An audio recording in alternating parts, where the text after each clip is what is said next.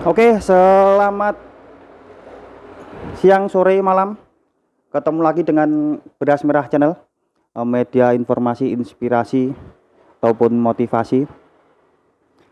Indonesia tingkat keberhasilan pendidikannya berada di nomor 6 dari bawah dunia. Jadi dari seratusan lebih negara, kita berada di peringkat 6 dari bawah. Oke. Jangan lupa subscribe, comment, like, and share Beras Merah Channel. Dan terima kasih saya ucapkan buat yang sudah setia menonton. Kali ini saya bikin video sebagai wujud keresahan saya. Barusan saya baca-baca informasi bahwa pendidikan di Indonesia itu memperoleh peringkat nomor 6 dari bawah. Saya bukan praktisi pendidik, saya bukan seorang guru dan bukan siapa-siapa. Cuman mempunyai banyak teman guru dan kebetulan para remaja-remaja kalau malam itu banyak yang nongkrong di sini, jadi saya biasa ngobrol sharing dengan mereka. Dan video kali ini saya buat bukan untuk saya mengkritik atau pokok intinya video ini saya buat untuk mengungkapkan keresahan saya, menyampaikan aspirasi saya sebagai bukan siapa-siapa, orang biasa, intinya seperti itu ya. Kalau ada yang belum tahu, PISA itu adalah program internasional student assessment atau penilaian siswa internasional.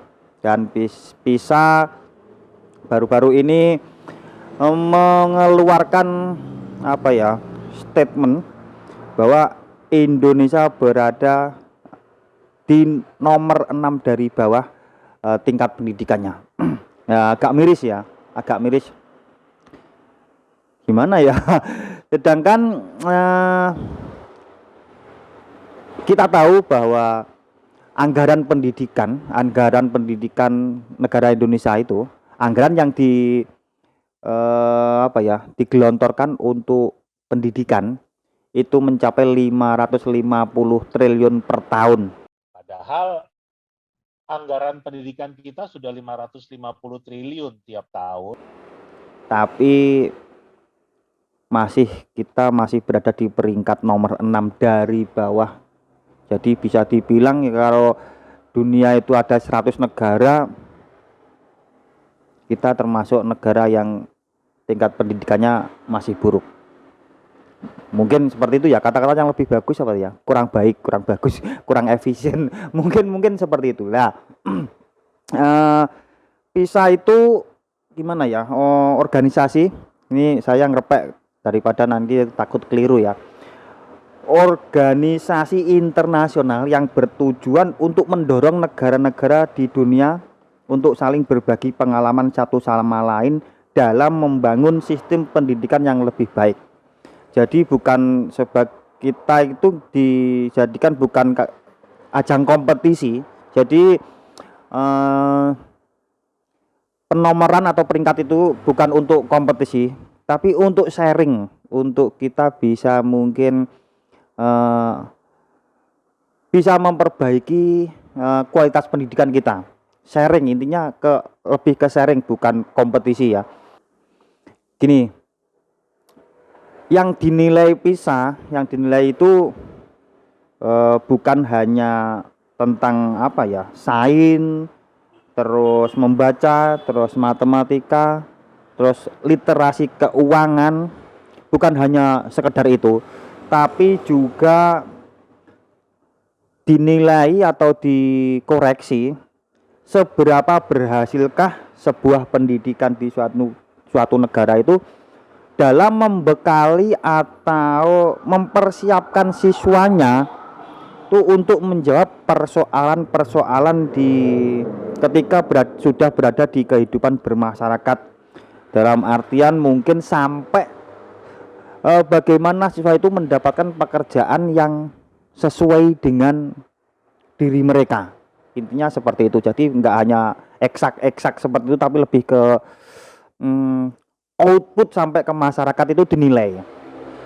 Dan lagi-lagi saya sampaikan bahwa negara Indonesia berada di peringkat nomor 6 dari bawah. Agak miris. Sedangkan dananya sebenarnya ya enggak sedikit ya, 550 triliun. Nah, menurut yang saya baca tadi, ada beberapa persoalan yang menyebabkan mungkin penyebab dari kurang efektifnya atau kurang maksimalnya pendidikan di Indonesia. Ini saya ada beberapa, cuman yang saya tulis ini ada 2, yang saya rangkum ada 2, yaitu besarnya persentase murid yang berprestasi rendah dan tingginya persentase ketidakhadiran siswa. Besarnya persentase murid berprestasi rendah, padahal yang saya yakini itu nggak ada manusia atau siswa atau murid atau remaja atau orang itu yang bodoh, itu nggak ada. Jadi mungkin ini gimana ya, PR untuk nggak hanya guru dan pemerintah sih, saya rasa ya PR untuk kita semua. Bagaimana kita bisa memperbaiki mungkin metode pengajaran. Ini bukan berarti saya pinter atau saya mengguru ya. Mungkin gitu. Mungkin metodenya ada yang salah, karena saya yakin nggak ada manusia yang bodoh. Tapi di sini disebutkan besarnya persentase murid berprestasi rendah. Itu terus tingginya persentase ketidakhadiran siswa.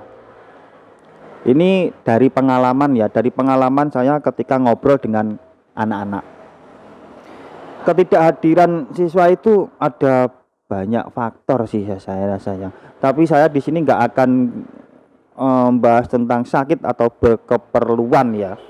Gini, dari beberapa remaja atau anak-anak yang biasa ngobrol dengan saya itu, mereka merasa bosan karena pelajarannya gimana ya, tidak bisa tidak merepresentasikan keinginan mereka. Gini, kalau mungkin sekolah dasar atau SMP mungkin saya kurang tahu ya, tapi ketika SMK ini mereka misalnya memilih kan SMK ada penjurusan ya, misalnya jurusan multimedia gitu misalnya. Sedangkan mereka itu passionnya sebenarnya nggak di multimedia, di passion yang lain. Mungkin pengennya otomotif, tapi terjerumus ke jurusan multimedia karena apa? Mungkin bisa saja otomotif kelasnya sudah penuh. Mungkin suka masak tapi tatap muka kelasnya sudah penuh, sedangkan orang tuanya memaksa mereka harus bersekolah di sekolahan itu, mungkin karena favorit dan sebagainya. Itu masalah pertama. Masalah kedua gini, mereka itu menyukai sesuatu bidang keterampilan, tapi tidak ada sekolahan yang bisa mewadahi bidang itu. Jadi gini, sedangkan pengennya sekolah di situ, cuman apa yang menjadi kesukaan mereka itu nggak ada di situ, tapi tetap pengen sekolah di situ lah. Akhirnya memilih salah satu di antara jurusan-jurusan itu. Nah, dia milihnya asal. Nah, itu yang menyebabkan menurut saya ya, terus mereka jadi malas belajar. Dan mungkin nggak masuk sekolah. Itu menurut saya itu, karena gini, beberapa waktu yang lalu anak-anak PKL di sini itu sudah beberapa hari nggak masuk, dan sekolah pun sudah mendatangi rumahnya, dan nggak ada apa ya, nggak ada titik temunya lah intinya gitu, karena anaknya nggak minat sebenarnya di jurusan itu. Terus akhirnya saya main ke rumahnya, saya ajak ngobrol, jadi ya memang itu nggak ada solusi, karena pengennya sekolah di situ, terus nggak ada jurusan yang dia sukai, akhirnya dia nggak masuk sekolah, dan saya nggak tahu akhirnya keluar atau apa gimana, saya nggak paham. Intinya persoalan pendidikan itu menurut saya bukan hanya PR dari guru ataupun dari pemerintah ya, menurut saya itu. Dan ini saya titip unek-unek, semoga ada yang mendengar. Kalau ini salah mohon dikoreksi. Saya siap diajak ngobrol siapapun. Jujur saya bukan praktisi pendidikan, tapi saya sangat senang kalau ada remaja-remaja yang kreatif, terus pendidikannya bagus, terus apalagi mendengar berita yang saya baca tadi bahwa Indonesia berada di peringkat 6 dunia, itu jujur saya miris. Padahal saya juga bukan orang yang berpendidikan tinggi, dan saya juga merasa nggak pinter, cuman miris saja ketika membaca berita tersebut. Saya titip unek-unek di sini. Gini ya, kebetulan saya punya beberapa teman seorang guru. Kemarin beliau nyetatus tentang pekerjaannya. Ini mungkin bisa menjadi perhatian. Saya rasa ada beberapa faktor di sini yang saya rangkum kenapa pendidikan di Indonesia itu masih peringkatnya masih buruk atau mungkin belum efisien ya.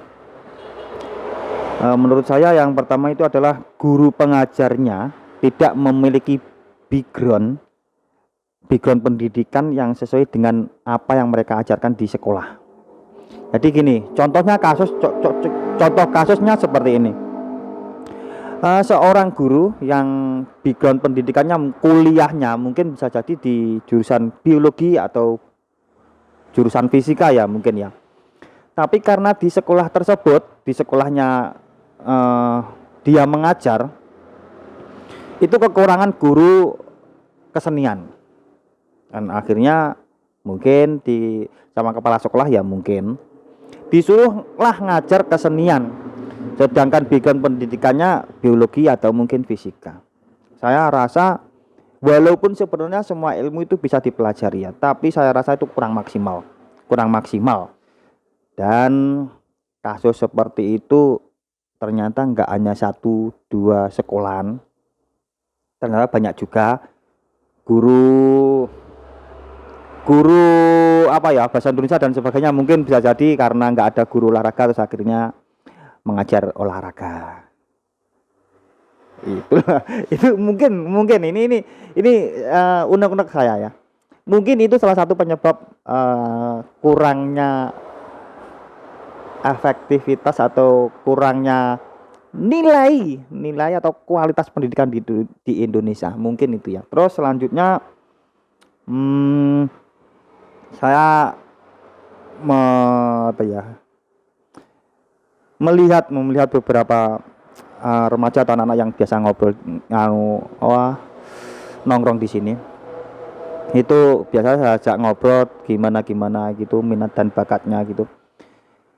Menurut saya penjaringan minat dan bakat itu menurut saya lebih baik sejak dini biar lebih maksimal gitulah.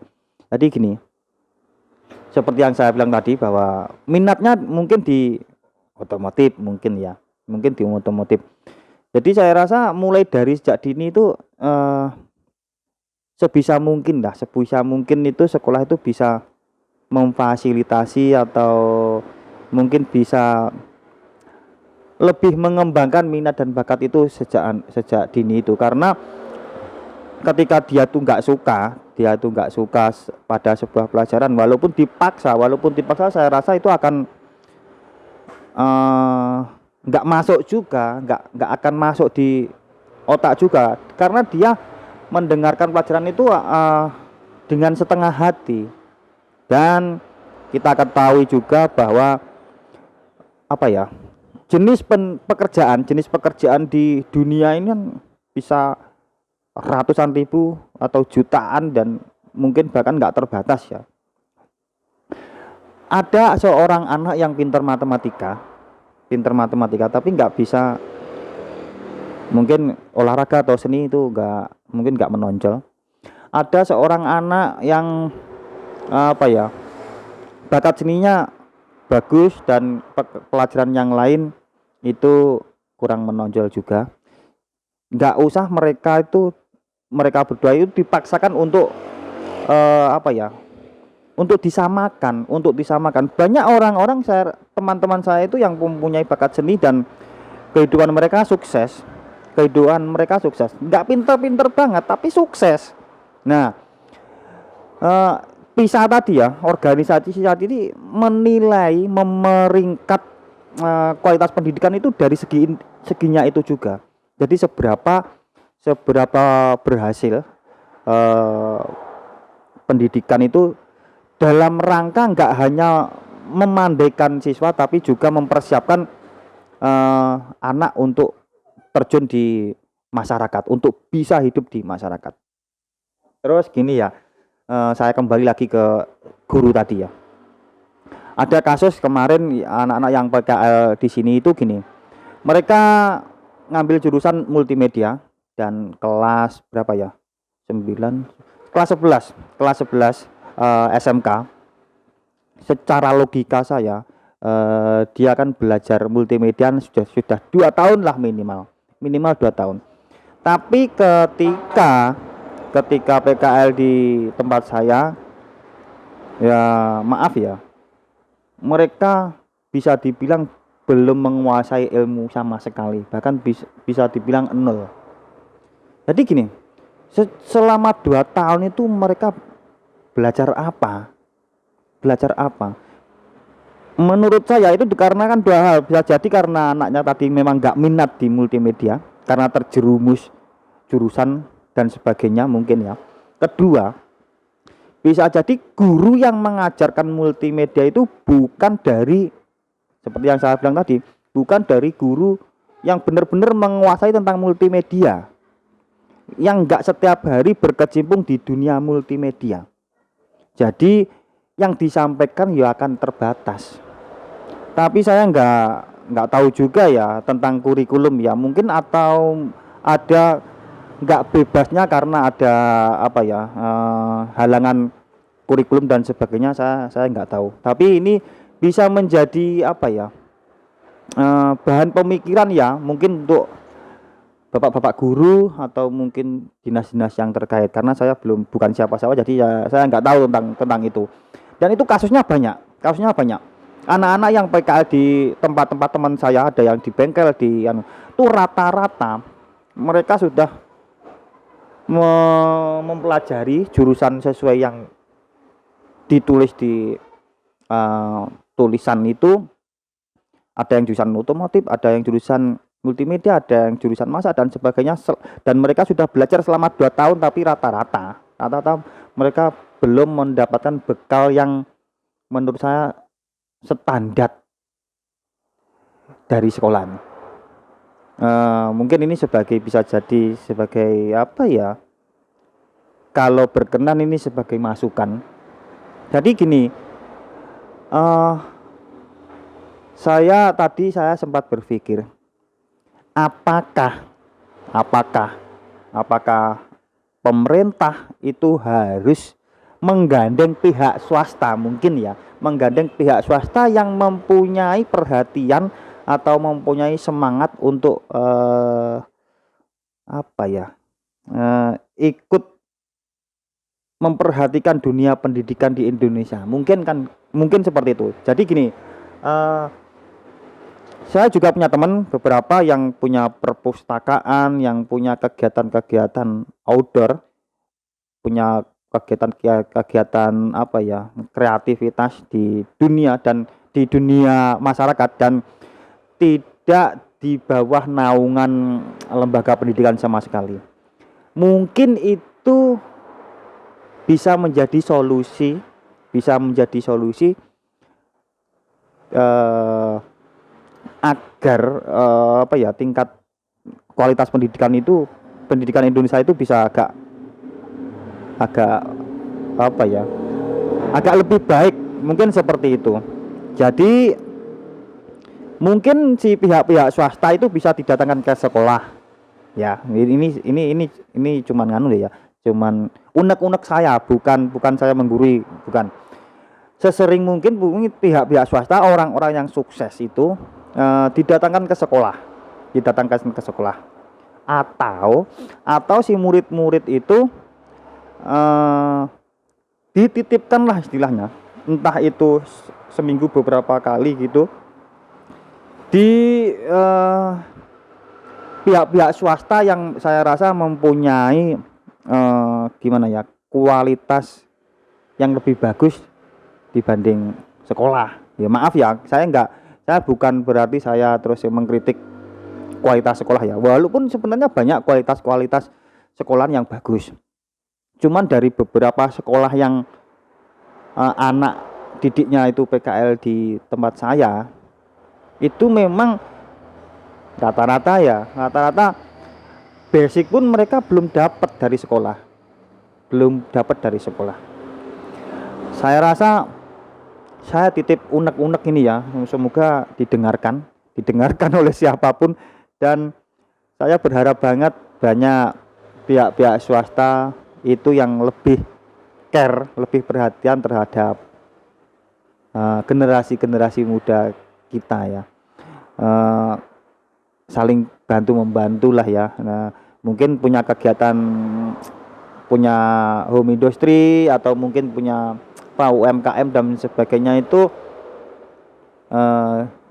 ketika ada remaja-remaja yang nongkrong atau apa, itu diajak gabung. Menurut saya itu, karena saya berpikir bahwa persoalan pendidikan di Indonesia itu bukan hanya persoalan guru dan pemerintah, tapi ya juga persoalan kita semua.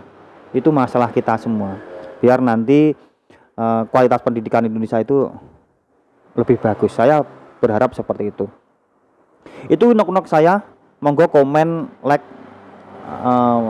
dan share.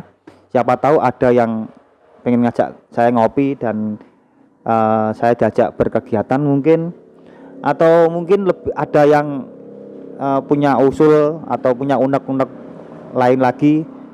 Jujur, saya membaca berita tadi itu gimana ya, sedih, karena dari 100 negara kita berada di peringkat nomor 6 dari bawah loh. Oke, saya video ini titip unek-unek ya, jangan lupa ya, subscribe, comment, like, and share beras merah saya, dan terima kasih yang sudah menonton. Terima kasih saya ucapkan.